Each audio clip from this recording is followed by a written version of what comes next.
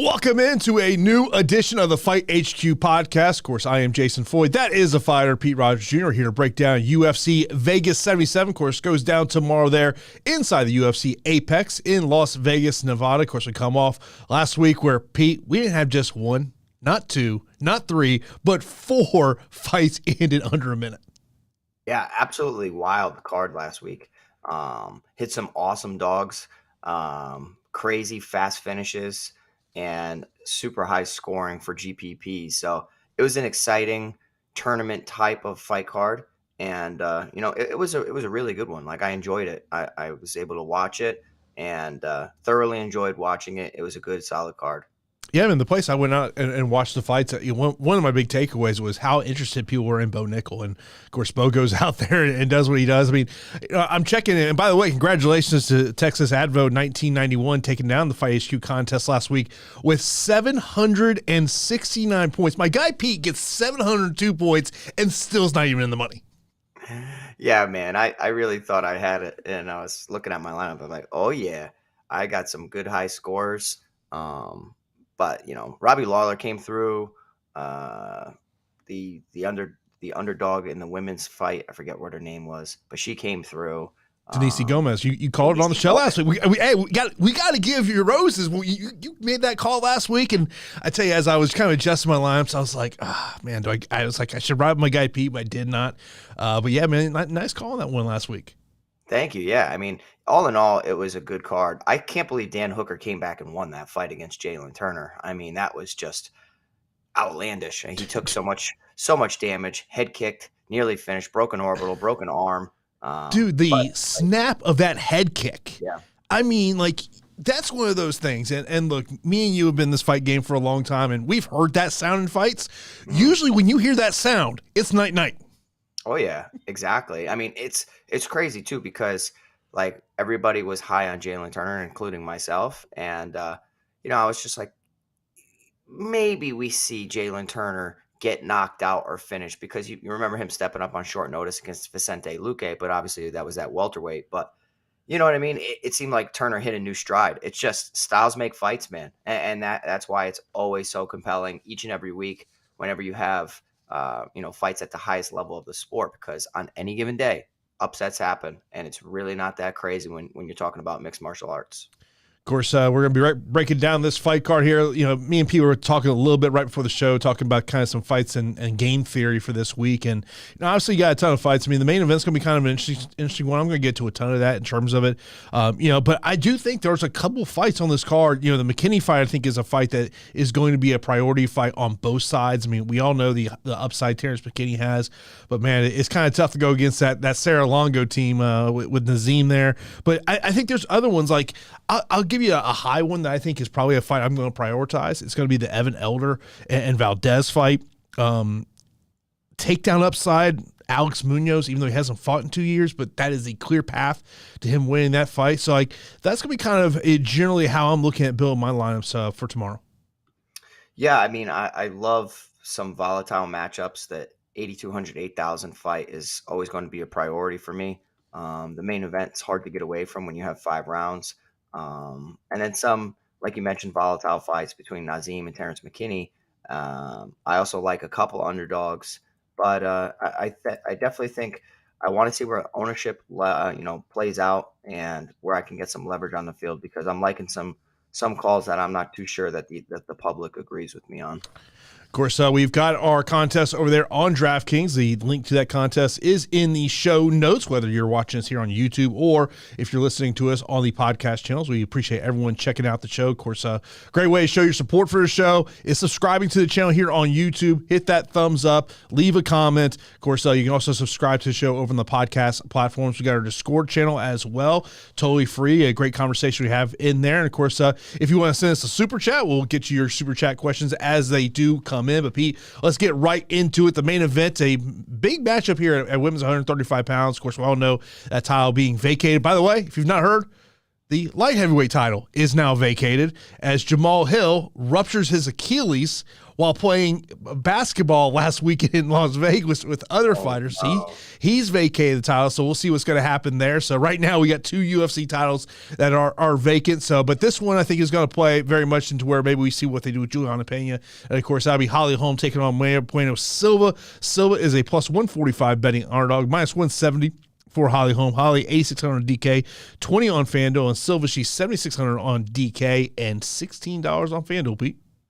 Yeah, really compelling fight here between Holly Holm, who is like the ultimate gatekeeper for the women's bantamweight division, 8-6 in the UFC, against an up-and-comer in Mayra Bueno Silva. And I could say up-and-comer because she's still relatively green for her, for her experience. She's 5-2-1 in the UFC. She's been around for a little bit, but she hasn't accomplished what Holly Holm has. She hasn't fought the top-tier competition like Holly Holm has. So the experience lies with Holly Holm. The coaching staff that Holly Holm always has around her, they develop a game plan to tailor around her strengths, which is distance striking, moving around, having good footwork, incorporating takedowns to solidify rounds. And we've seen her do that against some dangerous grapplers as well. Ketlen Vieira, very good grappler, and Holly Holm didn't shy away from attempting takedowns. She attempted 6. She was unable to, land any of them, but she still had 10 minutes of control time, lots of reversing positions and, fighting against the cage. With all that being said, though, I do have to say that it is very difficult in MMA to constantly go out there and be a gatekeeper and just beat everybody outside the champ. We saw last week, Robert Whittaker. I feel like nobody was giving Dricus du Plessis much of a shot. I thought that over the course of 15 minutes, that Robert Whittaker is clearly the better fighter, and that, Dricus du Plessis is the better, moment fighter where it's like big moments, goes out there, spurts of energy, and he could finish Robert Whittaker no problem at all. But it just seemed like Dricus du Plessis was just, on the rise, and Robert Whittaker kind of lost a step and never truly recovered from getting dropped in round 1 on the stool.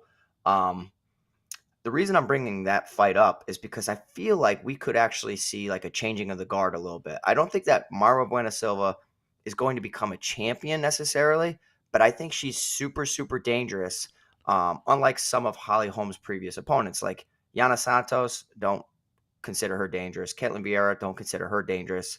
Irene Aldana is pretty dangerous, but she's, one-dimensional. She's just mainly a boxer, mainly a striker. Raquel Pennington, not really dangerous. Mayra Bueno Silva goes out there and she finds submission finishes. Outside of that, though, she hits really, really hard, and she puts a ton of pressure on her opponents. I think the lateral movement of Holly Holm can negate some of that, but I feel like it's a pretty damn close fight, and there's 5 rounds to work with. I kind of just had this really, really bad feeling that Mayra Bueno Silva either catches Holly Holm with a big, big shot, or she finds the submission over the course of 25 minutes. Because if you tell me this goes the distance, I do think that Holly Holm is clearly the better fighter. I still think she's the better fighter than Mayra Bueno Silva. This is more of a gut call than anything, but I'm going to be backing Mayra Bueno Silva here. I'd rather be early than late. And, I think everybody's expecting Holly Holm, business as usual, go out there, win a decision, strike from the outside, and just kind of do enough to be the better mixed martial artist for 25 minutes. But I'm going to take my shot on Mayra Bueno Silva against my own judgment. I just think that she's too dangerous, and everything I'm seeing in training and American Top Team, I think she might be ready for this moment, Jason. Yeah, I mean, I think one of the questions I have really about this fight is we have seen Holly Holm go the takedown route in her past couple of matchups. So this one, I really don't think she does that. Over Prize Picks, her takedown prop is 1.5. That's what I'm saying. I don't, there's not, I will say this, there's not a lot I love over Prize Picks this week. I don't really, that would not be a play that I would want to go to, where I think it's kind of an interesting one. And if this thing does go 25 minutes and plays out primarily against the feet, her significant strike prop is 85.5. I would tend to maybe look at going over that 85.5 if this thing goes 5 minutes. But I'm kind of like you. I've really been looking at the underdog here in Silva, and I think she's going to be probably underdog pick number 1 for me. But it's one of those things, and I feel like I've discredited Holly Holm, over the last year or so. And I mean, look, we all know this. Father Time catches up with everyone. And maybe this is going to be the time. And it would not surprise me if the winner of this fight, if they go out there and have an unbelievable performance, that potentially they get the crack at Juliana Pena for the vacant title, saying that that's the route the UFC is going to go. Yeah, I mean, like, I'm not going to get away from Holly Holm, right? Like, mid 8K range, 8,600, 5-round fight. She can rack up a ton of points, and in 5-round fights, she's done that. She scored 74 in a loss against Ketlen Vieira, even though she was 0 of 6 in the takedown department, but had 10 minutes of control time. She gets that decision. She's looking at 104. We've seen her in 5 rounds score 132 fantasy points. That was against Irene Aldana. She had 5 of 14 takedowns, 5 minutes of control time, high volume striking. The issue with Holly Holm for me in this matchup, it's just I think that her opponent is much more dangerous in the jiu-jitsu realm than her other opponents. So I feel like she might be a little hesitant to engage in some of the grappling, and just the pressure can eventually lead to a finish or just a sequence where Mayra Bueno Silva has some success. And I know Holly Holm didn't get finished against Cyborg. There were moments when I thought she was going to get finished, but granted, that was back in 2017. We're in 2023 right now. Father Time is undefeated. I'd rather be early than late, so I'll be edging towards Mayra Bueno Silva, but I'll be smashing this fight from an exposure level. Yeah, I'm with you there. Now, our co-main event is a matchup that came together here on Monday. Jack Della and Maddalena. Of course, we all know he was supposed to fight last week. Fight that ultimately does not happen due to a medical issue with his opponent. And he's now taking on the UFC newcomer, Bassil Hafez. Hafez is a plus 380 underdog, minus 500 for Maddalena. Maddalena is 9,700 on DK, $23 on FanDuel. And for Bassil, he is 6,500 on DK, $8 on FanDuel, Pete. Yeah, I think Hafez is he's solid, right? He's training with a good team.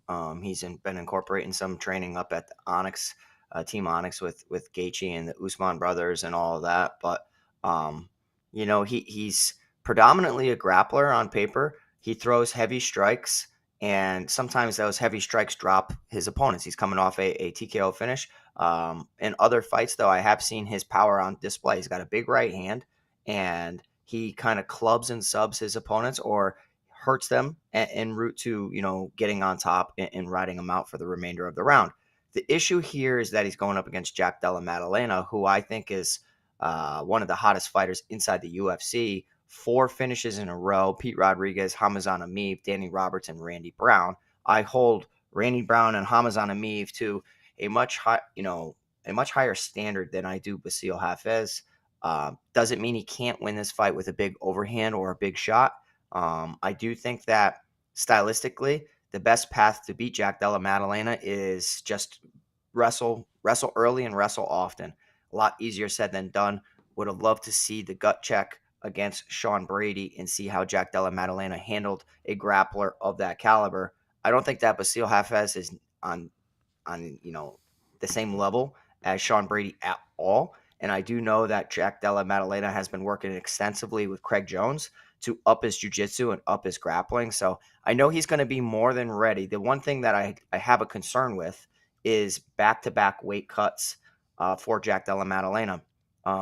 We see silly things like this happen often in the sport where guys are impatient or ladies are impatient and they want to just stay active, and they go out there and they take a fight maybe that isn't the smartest because they either want to get a payday or they just want to get time in the cage. Think about Joanne Calderwood giving up a title shot for just to stay active and then losing that bout, and then her entire career has been somewhat derailed after that. I think Jack Della Maddalena clearly goes out there and picks up a knockout in round 1 or round 2. The issue here is the price point, $9,700. I think it's a great matchup for Jack Della Maddalena. His striking's on a completely different level. He's been preparing for a guy who's much better than Bassil Hafez, working with Craig Jones. Everything points to Jack Della Maddalena to get this fight done early. It's just, does he do it early enough to get the quick win bonus? I don't think he gets the quick win bonus. It's not impossible.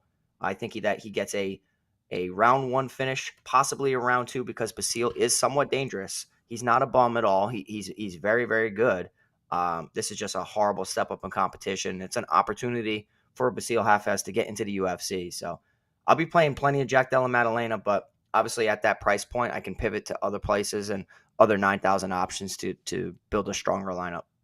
Bassil is a guy that I'm very familiar with. Got introduced to him when he was training out at Factory X. He was there for a while, and he's when you look at his strength of schedule, this is a guy who's fought tough competition on the regional scene. I mean, and he was a guy that over the last year or so, I always kind of felt like he was probably a win or two away from getting a UFC call. I mean, you're talking about back when, early on in his career, in his fifth pro fight, he took on Jeremiah Wells. I mean, so this is a guy who's fought tough competition. But I'm glad that you brought up the point. Is to me, it's like when you look at what happened last week with Jack Della Maddalena, is like how much weight did he cut to make weight, and then once the fight was scrapped, did you go into binge eating mode? And that to me is, but to me, Jack's got to be the play here, but.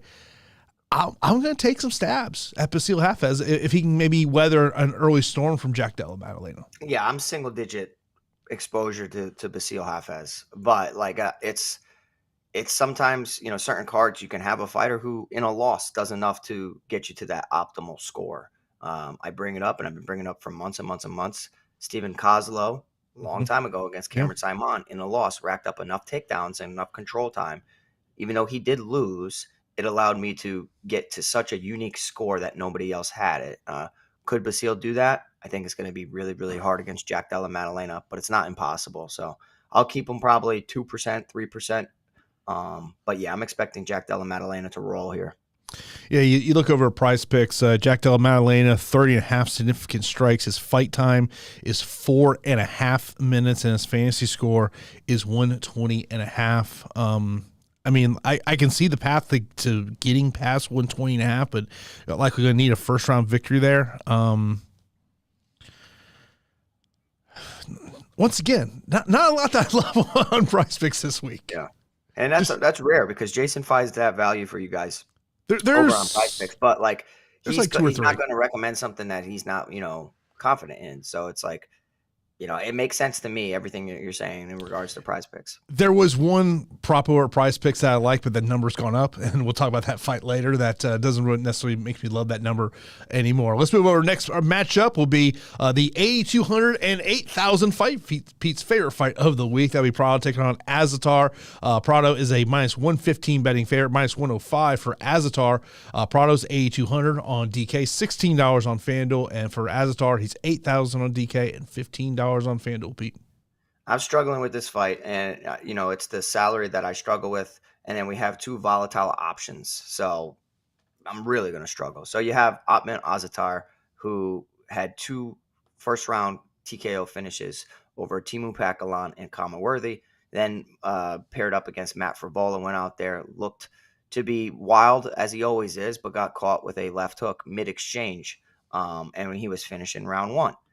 You have Francisco Prado, who on the regional scene is, finding finishes, very, very aggressive. When he goes, he puts together some good combinations. He hits really hard, has a great left hook, good wild shots, can kick. But it was a massive step up in competition against Jamie Malarkey in his debut. Can't really fault him there. I do see some green tendencies for Francisco Prado on the mat. He is slightly favored on DraftKings at 8,200 over Ottman Azaitar. And I will say that probably the strength of schedule, lies with Ottman Azaitar regionally, and then obviously having some more UFC experience as well. So this is a super volatile matchup. I want to get behind the young kid in Francisco Prado. There were moments in the first fight against Jamie Malarkey where I thought he'd be more aggressive than he was. And, perhaps it was due to the respect of Jamie Malarkey, but waiting a little bit and kind of like letting the bright lights get to you allowed Jamie Malarkey to pick up some momentum in that fight. If he does that against Ottman Azaitar, I feel like he could get clipped and hurt and knocked out, or maybe just controlled throughout. And next thing you know, 10 minutes passes and you're down 2 rounds. It's a tough fight. Francisco Prado is training out of the Goat Shed. I know that they are in MMA gym on the rise in Florida. They train really hard. They do a lot of MMA glove sparring. I'm big on that because I make my guys and myself do MMA glove sparring a lot. Sounds obvious, but a lot of people don't do it as often as they should. Small glove sparring is great. Francisco Prado, according to their coach, has been put through one of the toughest training camps he's ever had anybody go through. Take that with a grain of salt. That could be coaches speak. But I'm going to slightly lean towards Francisco Prado. It's not a confident play at all. This is probably like a 55-45 type of exposure for me. I'm going to get to one of these guys. I'm expecting the fight to end inside of a round and a half. Just given the nature of both of them, they throw caution to the wind. Big shots. It's going to be about who lands first. I'll lean with Francisco Prado, slightly younger, could be hungrier, and kind of just more aggressive. So we'll see. But I'm going to lean towards Francisco Prado. Yeah, I mean, there's a reason this is the 8,200, 8,000 fight of the week. And look over Prize Picks, Prado fight time 6 minutes, 76.5 fantasy score. So I think if you'd like Prado to win this fight via stoppage, that's an easy overplay in terms of that. And significant strikes 28.5. Out of those three, if I was going to play any of them, I'd probably play the fantasy score just because I do think that this fight's probably going to end sometime in the first or second round. I think this has the recipe for potentially just being one of those fun fights of the card. And when you look at what the ownership projections are, I mean, I'm liking where these numbers are at. I think you get a little bit of value on both these guys, but I don't. It's not a fight that I feel confident in saying this guy is going to win. Yeah, me either. And it's like you know that Prado faced tough competition in Jamie Malarkey, so it's like, okay, here's an easier fight against Ottman Azaitar. Stylistically, that's what he should like, a stand-up fight. But it's almost like, Ottman, he's a tough out as well, and you can't really hold a loss to Matt Frivola negatively. So it's like, you know what I mean? Like, yeah, he got caught by Matt Frivola. Yeah. So did Drew Dober. You know what I mean? So who had never been knocked out. Right, exactly. So we can't really hold that against them. And Frivola hits like a truck. I might have to wait a day or wake up early tomorrow and then see what the exposure is like. Because if one of these guys is going completely, glossed over, and it's like recency bias, everybody wants to back, Prado, and they don't want to get to Ottman Azaitar, I'm okay with taking that gamble. It's a really close fight for me. Yeah, no, I'm with you. And Brian in the chat says this is a fight we must target. I feel like it's a coin flip fight.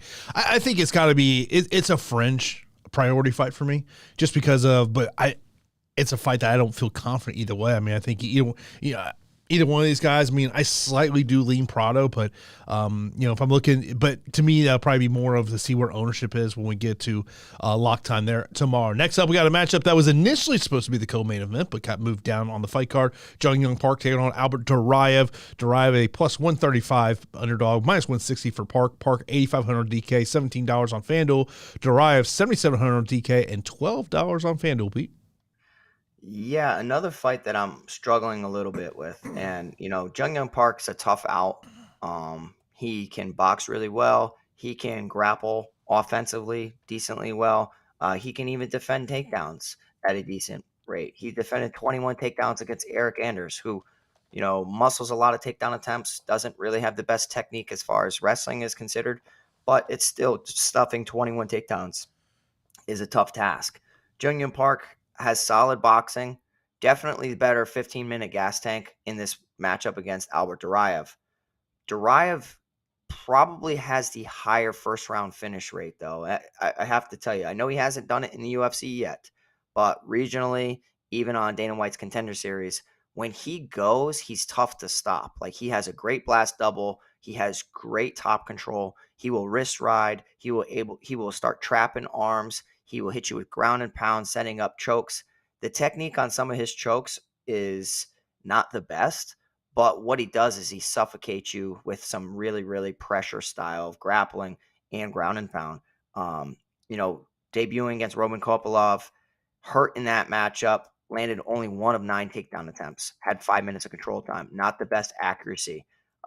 Second matchup against Joaquin Buckley, lost due to doctor stoppage, after round 2.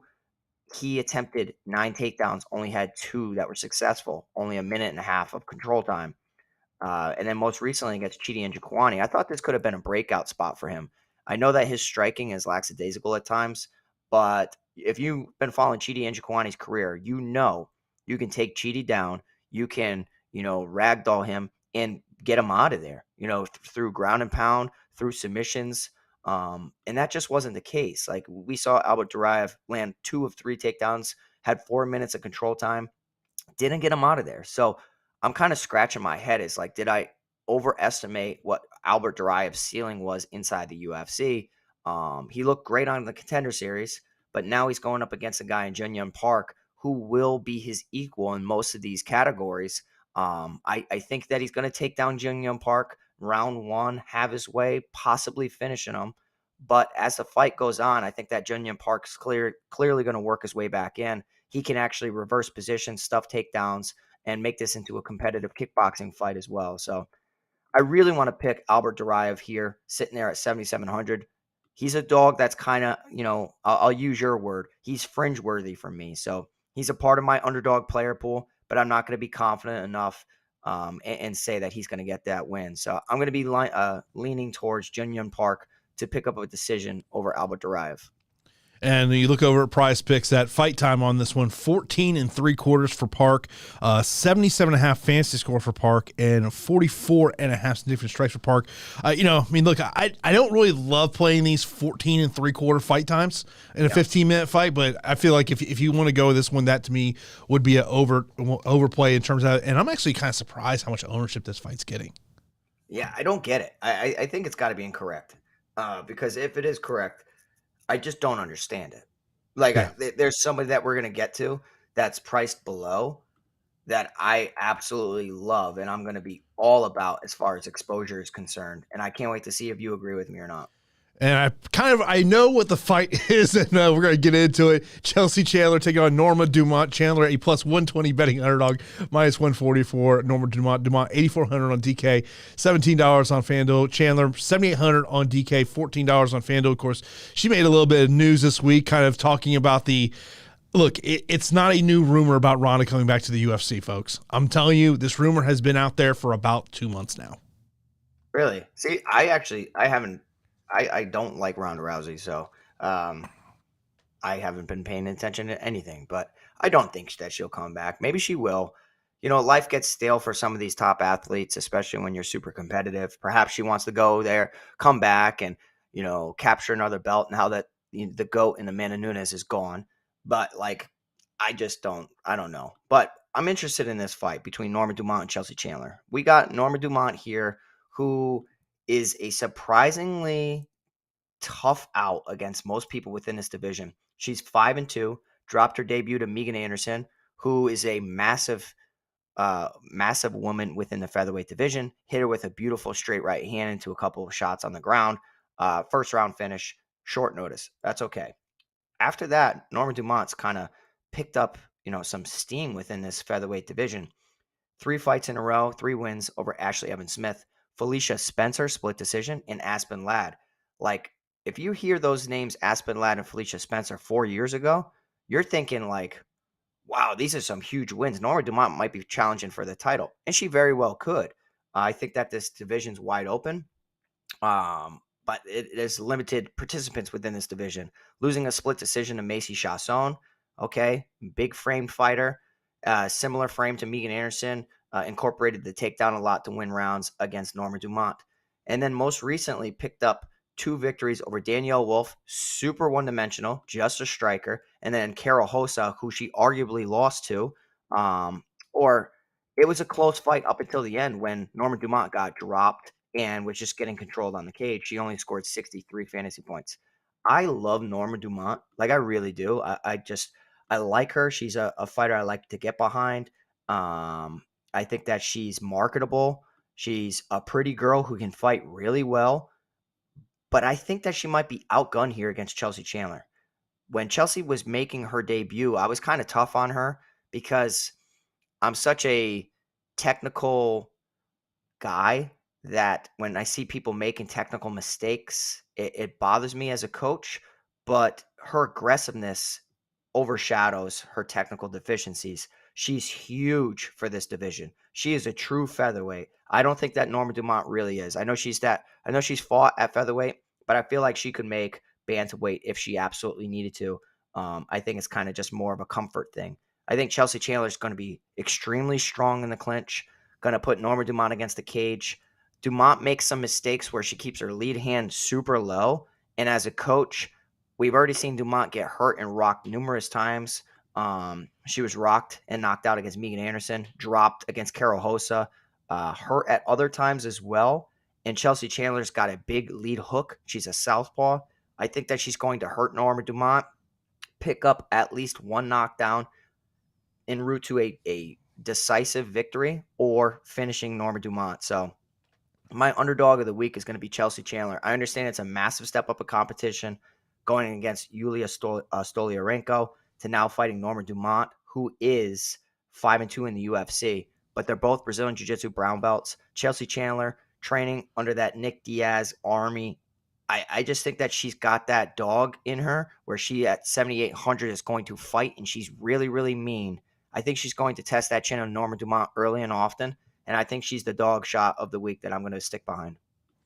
I mentioned a comment over in chat from that dude. He says, the Anderson fight, I thought the foot kick to the eye was stopped due to cut. That was against Kat Zingano. Yeah. Yep, that was Kat Zingano against Megan Anderson. Yep. Yeah. And I'm guessing we're probably going to have a Kat Zingano Chris Cyborg announcement here coming very soon. I'm just saying, Pete, the phone's been pretty interesting this week in terms of MMA with some things that I said on my show this week. It's been interesting. Yeah. Oh, yeah. I can only imagine. Oh, what I wish I could say. What? Yeah. That's it's been an interesting week in the world of MMA. I mean, it's been an interesting week. Let's move over next up, and we got the lightweights here, and I think this one should be a banger of a fight. You got Terrance taking on Nazim. Nazim a minus 150 betting favorite, plus 125 for McKinney. McKinney is 7,500 on DK, $15 on FanDuel. Nazim 8,700 on DK, $16 on FanDuel. Pete. All right. Here's a fight you got to target, everybody. I'm very confident that this fight ends up in the optimal lineup, and it's due to the volatility surrounding Terrance McKinney. I got to tell you, I really want to pick Terrance McKinney here against Nazim. I don't think that many people want to go to Terrance McKinney because they've been let down numerous times, but you have to recognize what you're getting with Terrance McKinney. You're getting early first round, second round finish type of guy. With that, you have absolute suspect gas tank, but unbelievable wrestling as well. I think that it's got to be, I've always said about Terrance McKinney, it's not that he's not in shape. It's a pacing issue. He goes out there, whether it's due to anxiety, performance anxiety, or just not recognizing that this is a 15-minute fight and to take his time. He goes out there, balls to the wall, and sometimes just goes right through his opponent, similar to like amateurs do. Amateurs do that a lot, and it's tough to break. It's a composure thing. He needs to get like a true, like Saif Saud would settle Terrance McKinney down and probably turn him into a contender within a division. He needs to get with a coach that's going to settle him down and really work on his composure. Because I think over the course of 15 minutes, he's the better mixed martial artist than Nazim Sadykhov. He's more well-rounded. His wrestling chops are exceptional. His striking offense is great. His striking defense is poor. That striking defense being poor already gets worse once he starts to get fatigued. He starts spinning around, throwing reckless spinning back kicks and spinning back fists, leaving himself open to counter shots. But if you really think back, that first round he had against Drew Dober was electric. He had Drew Dober hurt numerous times. The referee arguably could have stopped that fight a couple times because he kneed Drew Dober up the middle, followed up with vicious ground and pound. All that to tax his gas tank so much and get finished at the 3:17 mark of round one. So he's a great bully, but when he starts to get bully, he gets broken. If he paces himself correctly and he laces up his shoes, his wrestling shoes, he can win this fight against Nazim Sadykhov by just, TKO, whether it's ground and pound, getting a quick submission, or just being, let's say it went 15 minutes and he fought to the best of his ability. There's a world where he goes out there and does that. I just haven't seen it, so I can't recommend it. I can't recommend it when I know that Nazim Sadykhov is surrounded by good wrestlers. He's got good, bodies around that camp at Longo Weidman. He's going to sprawl and brawl, has good striking. But if you look at that Evan Elder fight, he wasn't winning that fight. He was a little bit behind. Evan Elder's a good mixed martial artist, good striking, good wrestling. he just wasn't he wasn't taking initiative in that fight. And I feel like if you're banking on Nazim to just get McKinney out of there because you're waiting for McKinney to gas, or you're waiting for McKinney to make mistakes, what happens if he doesn't? So I'm torn on this fight. It's an exposure fight for me. I think that Nazim Sadykhov can clearly knock out and finish Terrance McKinney. But if you go back and you watch that Evan Elder fight, Nazim was dropped by Evan Elder with a big shot over the top. So Terrance McKinney hits really, really hard. He could hit him with a big shot, incorporate takedowns, submit him. But one way or another, I see this fight ending in the first 2 rounds. So I'm seeing a ton of exposure on this fight. Totally agree with it. I'm okay with taking a dog shot on Terrance McKinney. I understand what I'm getting into. I'm not going to hold that Ismail Bonfim loss against him. And I do think that Nazim hasn't shown me anything in the UFC either. So I'm torn. I'm talking in circles with this fight, but I'm going to say that it's a slight lean towards Nazim, but I'm smashing exposure to the Terrance McKinney side. As you were breaking down the fight there, and I agree with everything you had to say there, I was thinking, because I know we get a lot of questions about single entry builds. And this may be a fight that people in single entry just click on McKinney, that you might be able to find some leverage in single entry by going to Nazim. I'd tell you what, according to ownership, it seems like that's what people are going to do, but I don't feel like people are going to want to get behind McKinney. I almost feel like those ownerships are going to be flipped. But I could be wrong. It could just be such a volatile matchup, similar to the Prado Azaitar one, where expect half your lineups to be dead, or just pivot away from all of it, and hopefully you pick up on another underdog that you have more exposure to, and it's going to end up working out for you. But I do like the fight. Inside of 2 rounds, I think, is the call. Yeah, I mean, the fight time over on Prize Picks for this one is 5 minutes. Nazim's fantasy score 81.5. Nazim significant strikes 27.5. Not really much I love there on Prize Picks in terms of this one, just because of I could see it going over 5 minutes. I really can. But also I could see this thing ending in 2 minutes. Like it's right. Just it's got volatility written all over it for me. And and it's like Spencer's mentioned. I know that he's dabbled and trained with Kevin Holland.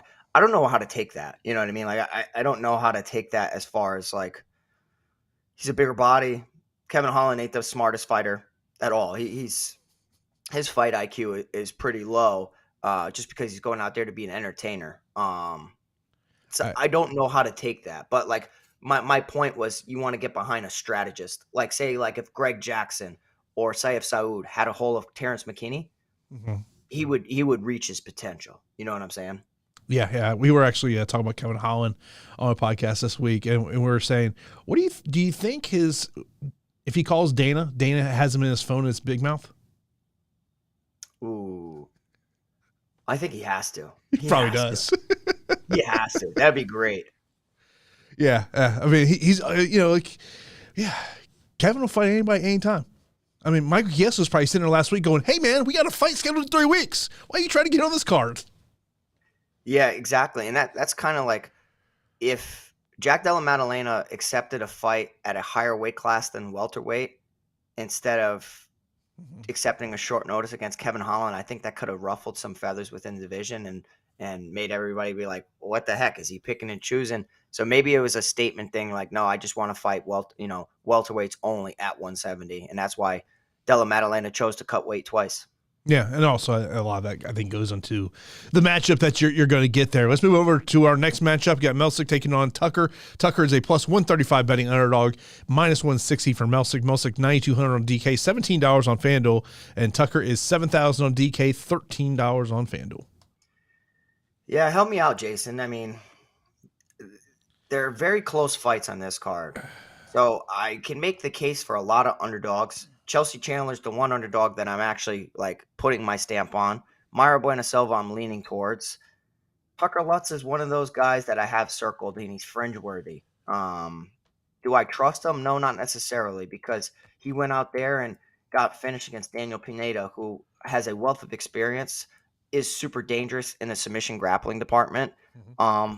But it's been some time since Daniel Pineda, I thought that if Tucker Lutz is who I think he is, he could go out there and possibly get rid of Daniel Pineda. But Pineda's a tough out. Stylistically, against Melsik Baghdasaryan, take him down, look to exploit his grappling deficiencies, similar to how Joshua Kulabau did, despite, Melsik having a strong round one.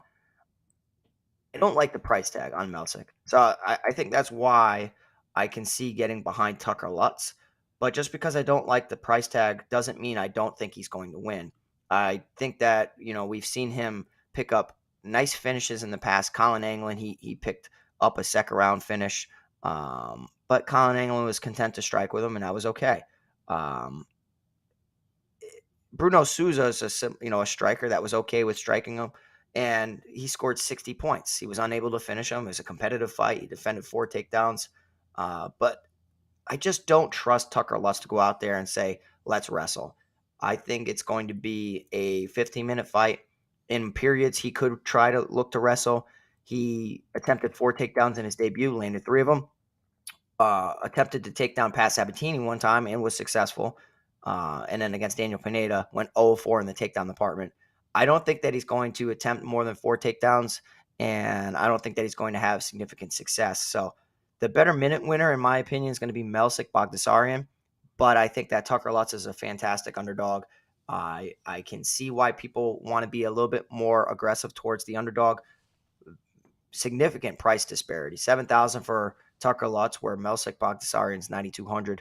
I don't like the price tag on Melsik, so it's just going to be fading the fight for me in hopes that I'm correct, but I'm still picking Melsik to win a decision. Yeah, I mean, the question for me is, can you trust Tucker Lutz to go out there and utilize grappling? Yeah. And I don't know if we can, Yeah, no, I'm with you there. Let's move over to our next matchup, female matchup. We got Viktoriya taking on Nunes. Viktoriya is a minus 190 betting favorite, plus 160 for Nunes. Viktoriya, 9,300 on DK, $19 on FanDuel. And Nunes is 6,900 on DK and $11 on FanDuel, Pete. All right, careful here. I almost pulled the trigger, but I'm not. Anytime somebody's training out of America Top Team and they're an underdog, you should circle them. America Top Team's going to prepare their fighters almost better than any gym, and they've been around for so long. They have a incredible coaching staff, from striking to grappling to wrestling. They have it all, and it's a multi-million-dollar facility. So they have the best of the best inside the one building. Istela Nunes still is. She's very green in certain areas. I think in striking matchups, she's live to pull the upset. And that matchup against Yasmin, she was outgunned, but at least stylistically, you saw some of the potential. She was able to drop Yasmin Jauregui, and then we saw what Denise Gomes just did to her, dropped her and finished her. So the striking of Istela Nunes is great. It's her grappling that is a significant hole in her game. And I just haven't seen her defend takedowns well enough to make me back her here. I mean, she defended 3 against Yasmin. She defended 3 against Sam Hughes. And she defended 2 against Ariana Carnelossi. But all that being said, like, Istela Nunes has still been taken down a tremendous amount of times. 5 times against Ariana Carnelossi, 2 times against Sam Hughes. And Yasmin fight ended in early round 2. So it's like, I think that an relatively unknown fighter in Viktoriya Dudakova, who, if you go back a couple years, looks super, super raw, she's really started to incorporate takedowns a lot. You saw that on the Contender Series as well, and you actually saw some development over the past couple years where it's like, all right, 3 years ago, she looked horrible, but now she really laces up those wrestling shoes. I think stylistically, any wrestler against Istela Nunes is going to make me circle the wrestler. So I'm still going to side with Dudakova here at 9,300. But like, Istela Nunes has power. She does train at American Top Team. If there's any gym out there that gets your grappling and wrestling better, it's American Top Team. I'm not going to cross off Istela Nunes at 6,900. She's an underdog in women's MMA, super volatile. Already had 3 fights in the UFC to Viktoriya Dudakova 0. And you never know how somebody's going to respond to the big lights. So I'll take some small shots on Istela Nunes, but I'm expecting the wrestling to be too much. And Dudakova gets her hand raised en route to a unanimous decision victory. Yeah, this is actually one of the fights on Prize Picks that I do like a prop, and I like the over 12.5 fight time minutes on Dudakova. I think that the 2.5 takedowns is also an interesting prop there, but to me, the fight time over 12.5 is the one that I look like the most over there on Prize Picks. Next up, we have got Costa taking on Lingo. Costa is a minus 240 betting favorite, plus 200 for Lingo. Costa 9,100 on DK, $19 on FanDuel, and Lingo 7,100 on DK, $10 on FanDuel. Pete. Yeah, I mean, like this is an interesting fight. Melquizael Costa against Austin Lingo. I think that Melquizael Costa looks good. He's a strong striker. On the feet, he looked good against Thiago Moises. He can grapple, but like that was Thiago Moises' path to victory is go down, take him down, look to hop on the back, look to exploit him as early as possible. And, it happened in round two. Melquizael Costa on the feet, though, is super dangerous. He's not just a boxer. He will kick a lot. He will just be a better kickboxer in this matchup against Austin Lingo, who predominantly likes to throw hands. The good thing about Austin Lingo is that he's out of a good camp. So whenever you have an underdog, a part of a good camp, you should circle them and kind of get more exposure to these fighters out of strong UFC camps. So Istela Nunes, I understand that you don't want to get behind her, but just increase your exposure a little bit. Give her that camp factor.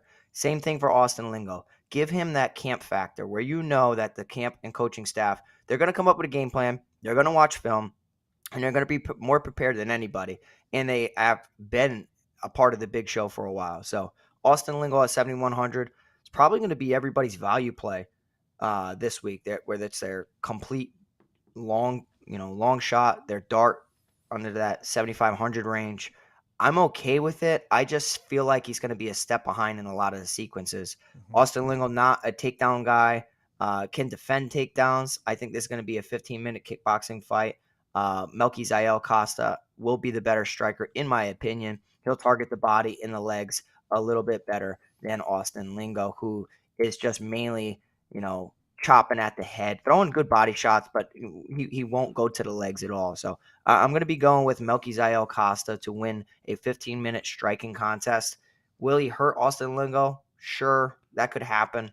I'm not in love with the price tag at 9,100. I do think that he wins, but I don't like the price.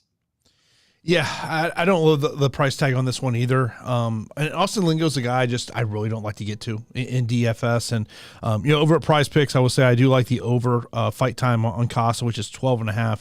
Also, I like the over 54.5 significant strikes as well in terms of this one over there on Prize Picks. Next up, we've got a matchup that I think has got a chance to be a little bit of a banger. That's Evan Elder taking on Valdez. Elder, a 3-1 betting favorite, plus 240 for Valdez. Elder is 9,400 DK, $21 on FanDuel. And Valdez, 6,800 on DK, $10 on FanDuel. I'm a little surprised with some of these salaries, I have to tell you. And when you're sitting here and you're seeing Melquizael Costa 9,100, Dudakova 93, Melsik 92, and then you see Jack Della Maddalena, one of the best up and comers in the sport, priced 97. It's very easy for me to just say I'm going to get the Jack Della Maddalena. I just love his skill set. Other fighters can definitely outscore him, but I just don't really like where they're at. Evan Elder, 9,400, significant favorite, and that's predominantly because of what Genaro Valdez has done in his previous fights. Knocked down 4, 5, 6 times against Matt Frivola and got finished in round 1. We've never seen something like that where somebody gets dropped and knocked down so many times in the same round. We're not talking 15 minutes. We're saying 4 or 5 times in the first round. Giving up takedowns to Natan Levy, getting booted in the face, dropped against Natan Levy. He's defensively reckless and irresponsible. So now he's priced at 6,800. Offensively, skill-wise, though, I don't think that there should be such a disparity here from the salaries to the odds. You have Elder, minus 300 favorite. He can get takedowns if he wants to get takedowns. He's a very good fighter out of Killcliff FC. He can land big shots. He switches stances well, throws good combinations from both sides. And I do think that he's going to hurt Genaro Valdez. Everybody else has. Why can't Evan Elder? It's just a price tag thing for me. 9,400 is a little rich. I was kind of expecting him to be like 8,900, and I was going to be like, all right, I can get behind Evan Elder. $500 more than where I was expecting. I get it to a point because it's matchup based and it's against his opponent, but like Gennaro Valdez, he's dangerous too, and like Evan Elder did just get TKO'd, but it was mainly due to the cut, and he was winning that fight. So I'm going to be picking Evan Elder here, but like most of these 9,000 options outside of JDM, it's kind of just a head scratcher, and I'm just not in love with the price tag. They should score well. Like Evan Elder should score well if he wins against Gennaro Valdez. It's just like I'm loving the mid-range this week. I have to tell you. Yeah, this is Elder was actually a guy I did get into. I just did a dummy build. And it was just one of those things where I had enough cash left over to be able to get to him. But because there are some under 8,000 options I do like this week. But yeah, this one could be a little sneaky potential fight of the night. There's something about this fight tells me it could be a good one. Next up, we've got an undefeated prospect here taking on a veteran, Tyson Nam, welcoming him in. Maxim minus 420 betting favorite, plus 324 Tyson Nam. Nam 6,600 on DK, $9 on FanDuel. And on the other side, Azat is 9,600 on DK, $22 on FanDuel, Pete. And this is a classic UFC matchmaking right here, Pete. Oh, yeah. Classic UFC matchmaking and massive prospect against a UFC veteran. And, are you ready for the big show or not?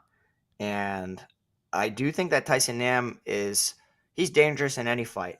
And in the flyweight division, that he can crack and hit anybody and hurt them because he's done it throughout his entire career between, flyweight and bantamweight.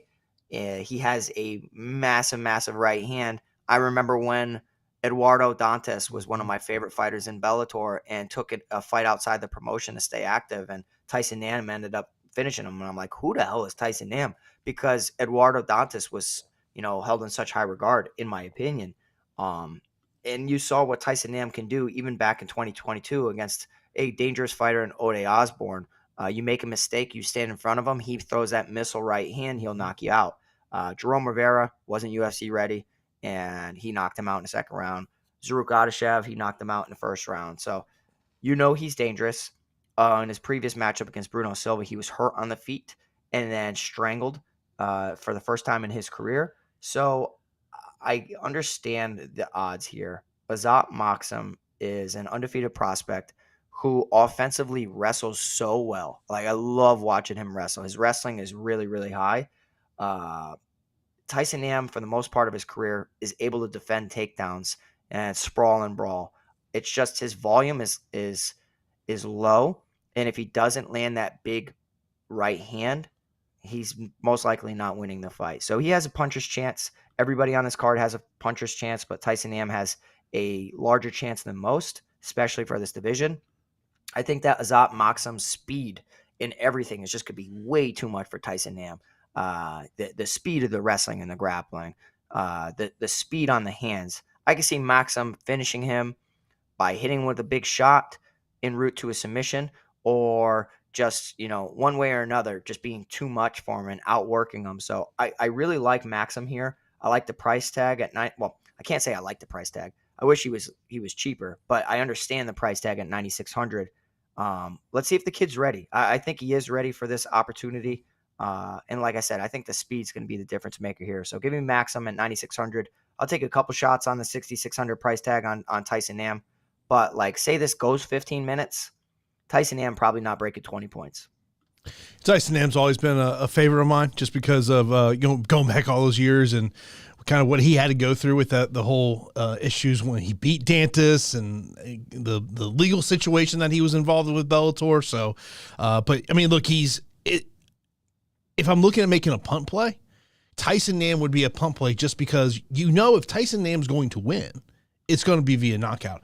By the way, Scott, I'm not quite sure what your question is, so maybe if you can rephrase that. I'm not sure what you kind of meant by, swapping lines. So I don't know if you're talking about if there's like a 50-50 fight, maybe I put one fighter one line, I put one fighter in the other. Yeah, I definitely do that there. Next up, we got Munoz taking on Deaton. Munoz is a minus 210 betting favorite, plus 175 for Carl Deaton. Munoz, 8,300 DK, $18 on FanDuel, and Deaton, 7,900 DK, $13 on FanDuel. And is this the I don't know who to trust fight? Oh, no. I mean, I really, really, really like Alex Munoz here. This is the 8,000 fighter that I'm super bullish on. And the experience lies with Carl Deaton in mixed martial arts. Picking up a win over Justin James, okay, but Justin James never really decided to wrestle within his career. He attempted some takedowns, especially when he got hurt or if he was behind, but he never said, I'm going out there and I'm going to utilize my wrestling and incorporate it with my striking. I think Alex Munoz is just such a workhorse that he's going to get a tremendous amount of takedowns. And Jason, while I'm breaking this down, if you could just pull up the Prize Picks takedown prop on Alex Munoz, because I think that's got to be a great number. It's 3. It was. Why can't it be 2.5? It was 2.5. It was 2.5 earlier this week, and people jumped on it at 3. I mentioned about there was a line I liked earlier in the week. I don't like now. Now he's got to get 4 to get over that. I think he does. But who says he just doesn't get? He does take him down once around, and Deaton never gets up. Yeah. Okay. So I'm glad you brought that up. So I've been watching a lot of tape on Carl Deaton, and Deaton is a guy that he can win fights. He's got a ton of experience. I just don't think he's good. Like I think he's just a guy that shows up, and showing up is half the battle. And he's got a ton of experience.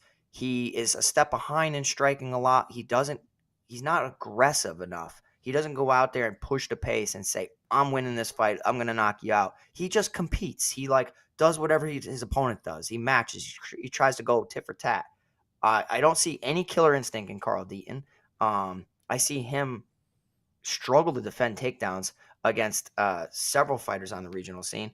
And I went back and I watched a couple fights. I got to pull up this guy's name. But I was watching Carl Deaton in that fight. And granted, it was a little bit of time ago.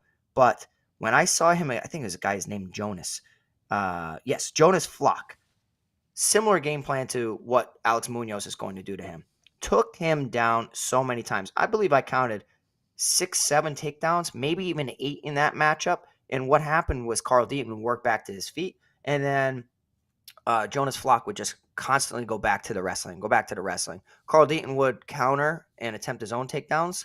And then next thing you know, Jonas would just keep it going and chain wrestling. It wasn't defending the first takedown that was the problem for Carl Deaton. It was the chain wrestling. And that's the same thing that I think is going to be here against Alex Munoz. Phenomenal wrestler, training out of Team Alpha Male. I think that Carl Deaton will probably defend the first one, but it's that chain wrestling and it's that mat return style of Munoz. Munoz better realize he ain't a striker. Stop trying to strike. Stop trying to strike, bro. Go up there and lace up those wrestling shoes. He attempted 8 takedowns against Nasrat Haqparast. Only was successful at one of them. And then went 4 of 9 in the takedown department against Luis Pena. Munoz, you're priced at 8,300. We need 4+ takedowns this week. I think you can do it, and I think he might break the slate. My issue is if he kind of stays in that 3 or 4 takedown realm and he only scores like mid-80s. I'm going to be a little pissed because like that Alonzo Menafield performance of last weekend or the weekend before, it just wasn't enough. You had underdogs that outscored that. But I'm going to be smashing my Alex Munoz exposure. I think that he has the potential to break the slate. Yeah, I mean, to me, I understand, but to me, it's the layoff, all that just kind of concerns me. That's why lay off. Get back to your roots. Get back to your wrestling. He should go to Takedown City. That is the clear path to him winning the match. I mean, look, my pick's going to be Munoz in this one, but to me, it is about, as you just said, lace up those wrestling shoes and go to wrestling practice and just take them to the ground. But we'll see if that happens. Then our first fight of the night, a female matchup, Aileen Perez taking on Ashley Evans-Smith. Evans-Smith, a plus 180 betting underdog, minus 220 for Perez. Perez, 8,800 on DK, $18 on FanDuel. Evans-Smith is 7,400 on DK, $12 on FanDuel. And Pete, I'll be honest with you, before this fight was announced, I didn't even realize Ashley Evans-Smith was still in the UFC. Did she get re-signed, or she still was always in the UFC? But regardless, it was just like very, very confusing. And I was like, oh, dang. Okay. Well, I know that she had a ton of medical issues, a lot of issues with her back, like spinal fusions or something like that, issues with her vertebrae. We got a rule. And I'm not trying to make jokes, but I think the rule is pretty undefeated, right? Like if somebody's coming off a massive back injury, stay away from them. I think that us sticking to that rule has led to us being undefeated. So, with all that being said, I do think that Ashley Evans Smith has some interesting upside. I'm going to look to play her via submission because I feel like that's her only way of doing it. And I know that sounds crazy. She's plus 2,200 to win via submission, but her boyfriend or husband is a Brazilian Jiu-Jitsu black belt in 10th Planet Jiu-Jitsu. She's been working on her Jiu-Jitsu massively. If we saw anything from Eileen Perez, it's that there is somewhat of deficiency in the grappling part of her game. She can wrestle well. She can strike well. It seemed like, when she got into certain positions against Stephanie Edgar was just able to put her in those positions and submit her. Now, I'm not recommending that Ashley Evans Smith bet. I'm just saying it's interesting. And last weekend, if you were in our Discord, which is free to join, please click the link to join our free Discord so you can talk to us throughout the fights. I hit a plus 9,000 round 3 Vitor Petrino submission prop just because I thought it was interesting. Small money bet, but I do think that is a path for Ashley Evans Smith to win this fight because honestly, I think she's going to be a step behind everywhere. The layoff's going to be too much. The striking is going to be a little bit too much for Eileen Perez. She's going to get on Ashley Evans Smith early.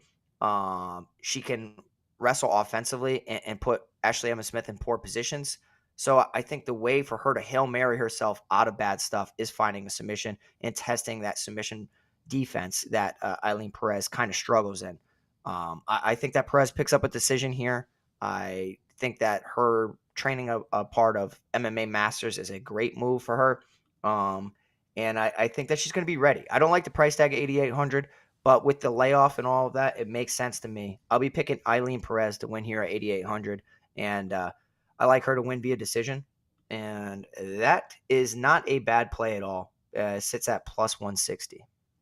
Yeah, I mean, we all know statistically, female fights go over that 2.5 rounds, about 60. It's a little over 6% of the time. Let's get into our straight up fight picks, non-DFS related. Main event, I'm going to go underdog number 1. Give me Bueno Silva. Bueno Silva against my own judgment. I'll go Jack Della. Yeah, Jack Della Maddalena. This is the one I keep going back and forth on. I'm going to go underdog number 2 in Azaitar. I don't hate it at all. I'm going to lean Prado. I'll go Park. Give me underdog number 3, Chelsea Chandler. Chelsea Chandler, big time. I'm going to go Nazim. Nazim, don't feel good about it. Then I'm going to go Melsik. Then I will go Viktoriya. Yep, Dudakova. Give me Costa. Same Costa. Elder for me. Maxim. Munoz. And then I will go Perez for me as well. Of course, if you got any questions, you can line those up. If you want to throw us a super chat, we go right to the top of the queue. Also got some questions from Discord that came in before the show. First up, we'll go. The first question was FanDuel cheapies. So when I'm thinking FanDuel cheapies, I'm kind of thinking usually 13 and under for the most part, Pete. And, so as I look at that number, not a lot that I love underneath $13, to be honest with you, but Chandler at $14 it definitely is an interesting play if you want to go somewhere. I mean, I talked about Nam. I mean, it's a punt play for me, but if he's going to win, it's going to be via knockout. Yeah, I'm all over Chelsea Chandler this week, and it's women's mixed martial arts, and you know that it's volatile at times. Mm-hmm. She's got crazy power, and she's just mean, and she's a bully, and she's not one-dimensional. She's a brown belt in Brazilian Jiu-Jitsu. I think that's going to be like my big flag plant of the week is Chelsea Chandler across all platforms.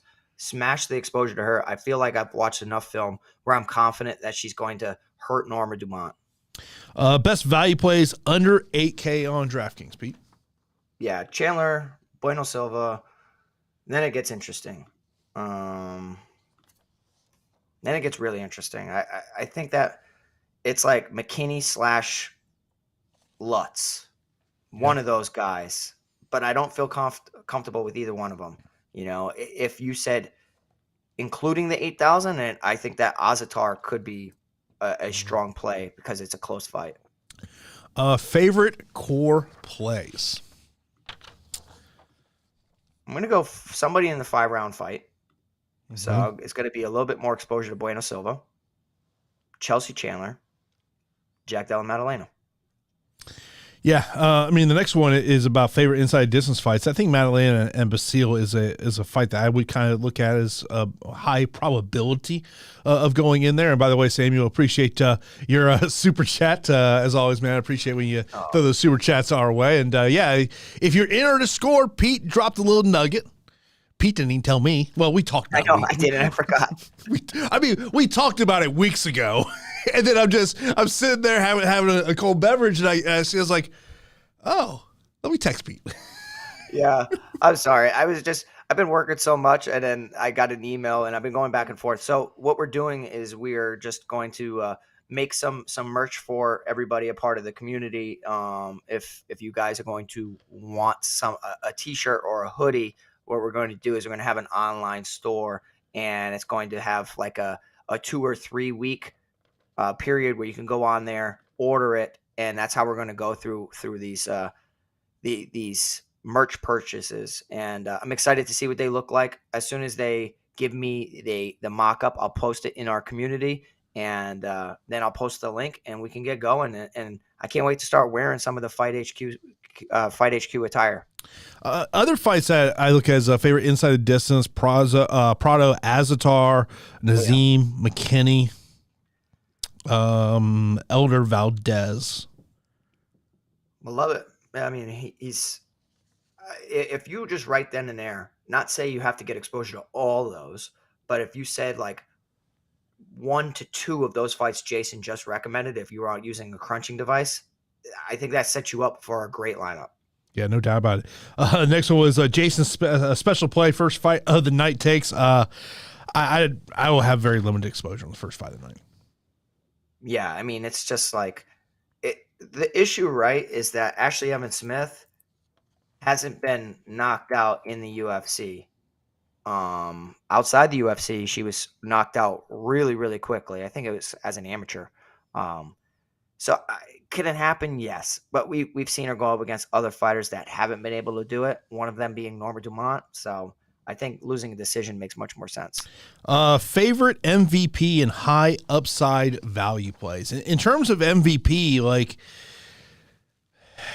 there's not one I say I love as like, okay, that's definitely, I mean, the main event because of the 5-round nature in it. But then there's other ones like if Munoz gets those wrestling shoes on, I mean, that score could be huge.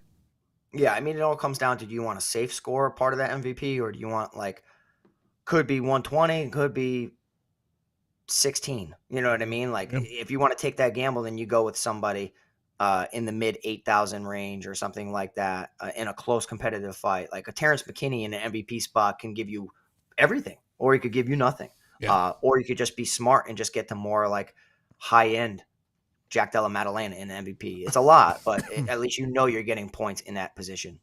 Yeah, when you talk about high upside value plays, I look at some of these just low salary fighters, like someone like a Tucker Lutz. Kind of what we were just talking with Munoz. If he wrestles up to his wrestling shoes, I think he's got an interesting value there. You mentioned about McKinney, but I mean McKinney is always going to be a boom bust play. I mean it's like a heavyweight fight. He's a boom bust play, going into it. And then. I mean, Bueno Silva 7,600. I think it's going to have high ownership, but you got to love the value there. Next up, we have favorite captain on the captain mode. So just kind of looking at the captain contest here. I mean, Jack Della Maddalena is 14-4. I mean, that's a lot to put in that captain role. I mean, like this is where I would probably be looking at Prado, Azaitar, McKinney, Nazim would be kind of the ones that I'd be circling as captains. Yeah, I mean, how about Chelsea Chandler? Yeah, that's an interesting one. I like her. Norma Dumont's tough though. It's just like, can she get her out of there? I think that she's going to drop her. But so I like her. Top punt plays. I mentioned about it. To me, a punt play is Tyson Name just because of if he wins, it's going to be by knockout. Yeah, I get it. I do get it. I think I'd go absolute pump play Istela Nunes. Okay. Over under 6.5, low number, a lot of fights, but there's a lot of fights in this card that I can see going to decision. I'm going to say less. Good number. Yeah, I think I lean less as well. Best decision odds. Oh Lord. Oh man, there's a lot of fights that I can see going decision here. I mean, but like plus 155, 160. That's not bad. Yeah. I mean, there's a lot of these fights. Munoz decision plus 120. Outside of that, like, I'd probably say those two if I had to pick or like a Junyong Park via decision. Plus 175. Best 3 to 4 leg parlays. If I was going to put a 3-legger together, I mean, obviously, I wouldn't love to put Maddalena in there just because he's a 5-1 favorite in this one, and I think the number's going to soar. I would probably go Munoz, Silva, and Elder. I'm going to go some weird fights this week, man. I'm going to go with Perez, Munoz, Chandler.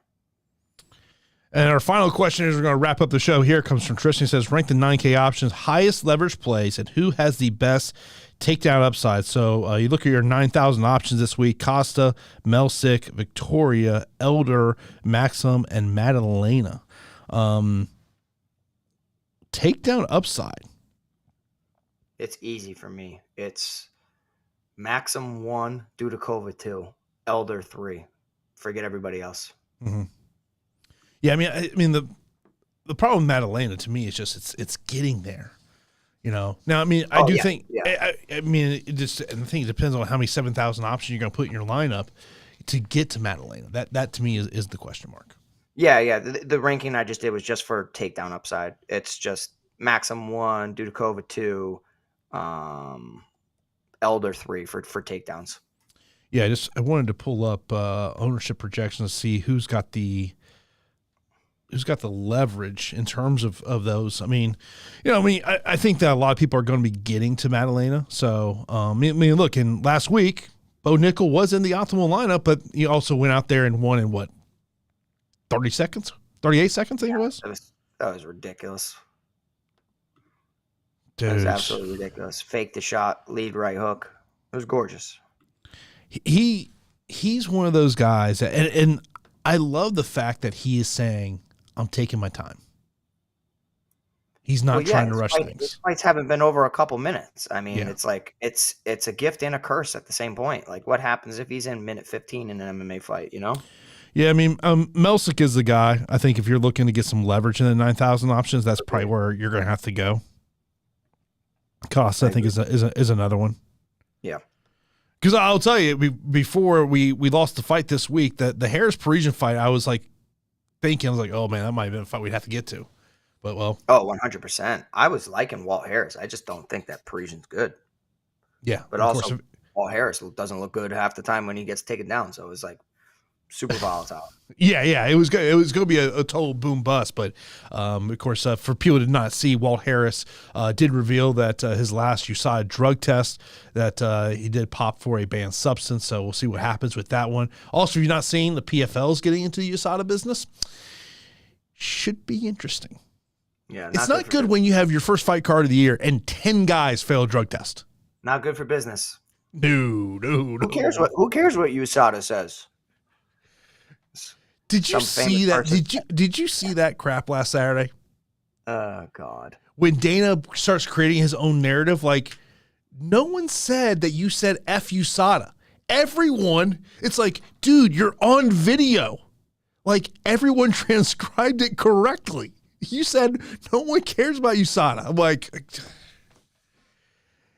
he meant like, who cares about USADA? Because it's such a far-fetched idea to even happen, Jason. How come that didn't make sense to you?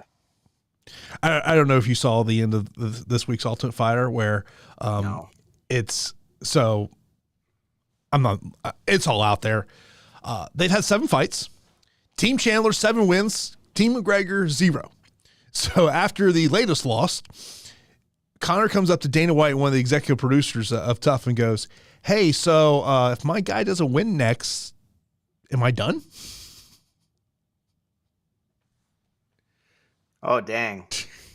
Yeah, dude, it's So next week, right? A guy that I'm cool with from the Northeast, Rico DeShulo, fights next week. So correct. Yeah, he's taking on